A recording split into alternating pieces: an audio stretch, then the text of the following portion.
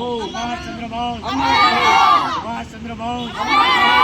સુભાષ ચંદ્ર બોઝ, અમર રહો. ભારત માતા કી જય. આઝાદ હિન્દ ફૌજના સ્થાપક નેતાજી સુભાષચંદ્ર બોઝ એમની આજે 129મી જન્મ જયંતિ છે.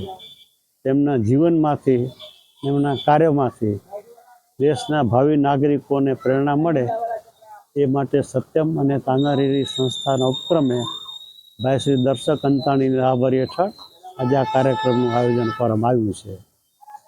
આજની યુવા પેઢીને ખ્યાલ રહે તો કહું કે નેતાજીની શૈક્ષણિક કારકિર્દી ખૂબ જ તેજસ્વી હતી અને કલકત્તા યુનિવર્સિટી જે તે વખતે વેસ્ટ બેંગોલ અને બાંગ્લાદેશ બંનેની એકમાત્ર યુનિવર્સિટી હતી, એમાં મેટ્રિકની પરીક્ષામાં બીજે નંબરે ઉત્તીર્ણ થયા.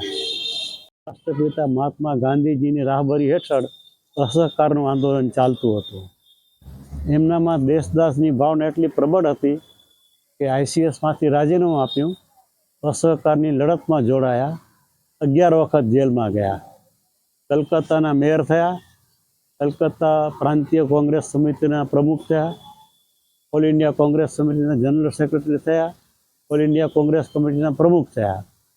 બીજા વિશ્વયુદ્ધ વખતે બ્રિટિશરો સામેની લડત ચાલુ રાખવી જોઈએ એ અંગે કોંગ્રેસ પક્ષના નેતાઓ એમની સાથે મતભેદો થતાં એ છૂટા પડ્યા અને ફોરવર્ડ બ્લોકની સ્થાપના કરી. એ નજરકેદ હતા ત્યારે બ્રિટિશ સરકારની નજર ચૂકવી પેશાવરથી એને બર્લિન પહોંચ્યા અને ત્યાંથી આ દેશના લોકોને આઝાદી માટે ફરીથી હાકલ કરી. એમણે આઝાદ હિન્દ ફૌજની રચના કરી, આઝાદ હિન્દ સરકારની રચના કરી, આઝાદ હિન્દ બેંકની રચના કરી. એ બધાને દુનિયાની 10 દેશોની સરકારે માન્યતા આપી. 60,000નું સૈનિક એમને ઊભું કરેલું અને સશસ્ત્ર લડત એમણે શરૂ કરેલી. એ લડતની એમણે શરૂઆત પણ કરી, પરંતુ ખરાબ હવામાનને કારણે એમને સફળતા ન મળી. જો નેતાજી જીવિત હોત તો આ દેશનો ઇતિહાસ અલગ હોત.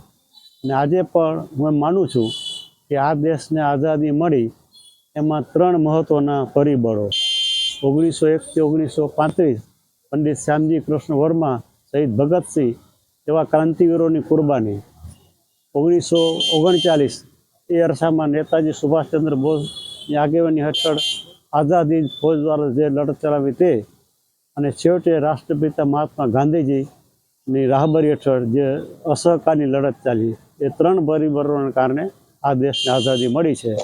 આમ આ દેશને આઝાદી મળે એમાં નેતાજી સુભાષચંદ્ર બોઝનું મહત્ત્વનું યોગદાન છે.